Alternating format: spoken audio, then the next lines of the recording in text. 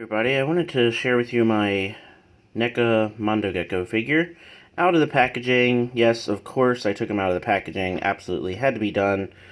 He is just too awesome not to take him out of the box. So some people have been wondering how I was able to get him so early. So actually, I got the information from another YouTuber, a pretty well-known one, Toy Bro. He has a review of the Mondo Gecko figure on his channel, and he shared the information about how he actually obtained his figure.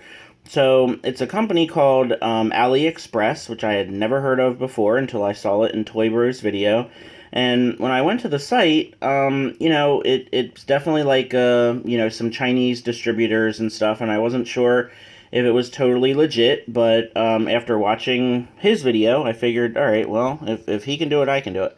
So the figure was not that much more expensive. I only had to pay about $12 in shipping, which is pretty good considering it's coming all the way from China.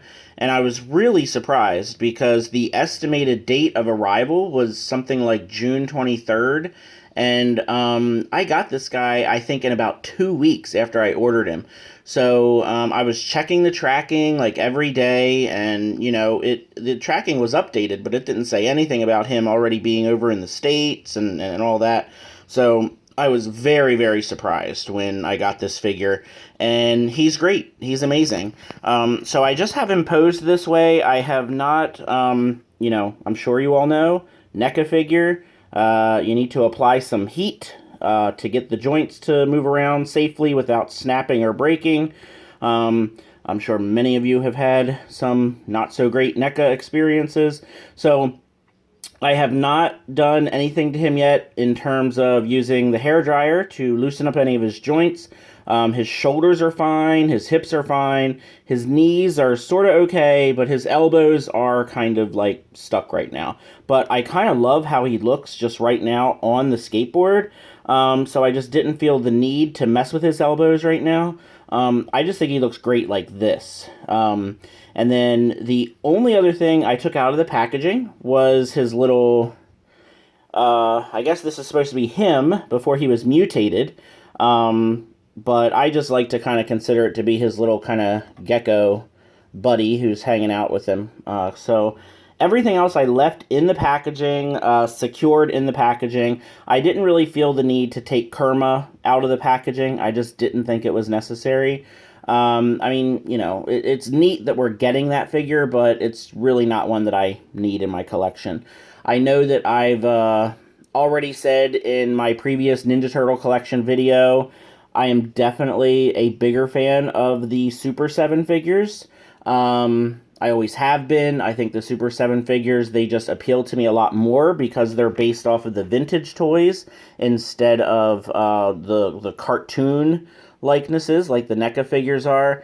And, a lot of other reviewers have said that, we just spent a lot more time with those toys than we did with the cartoon or the movie. And, a lot of people, those vintage toys just have a special place in their heart, and that's me included. I also think the Super 7 figures, yes, they're a little bit more expensive, but I think they're better quality. I think the paint applications are a lot better. The sculpting, I feel like, is a lot better. The NECA figures, they have paint rubs and scrapes and paint flakes off, and the joints break, and, it's pretty scary getting a NECA figure out of the packaging for the first time and trying to actually pose it and do really anything with it.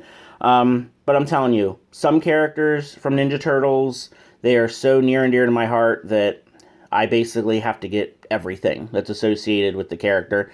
Mondo Gecko is definitely one of those characters. I would say, pretty much anything, Splinter related, anything Leatherhead or Slash related, I'm going to probably be getting, because those are my favorite characters.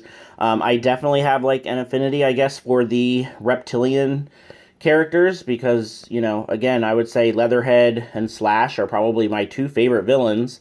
Even out of the, main villains like Shredder and Krang, I think I really like Leatherhead and Slash the best.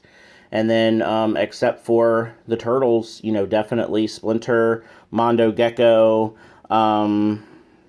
that's really kind of it, now that I think about it.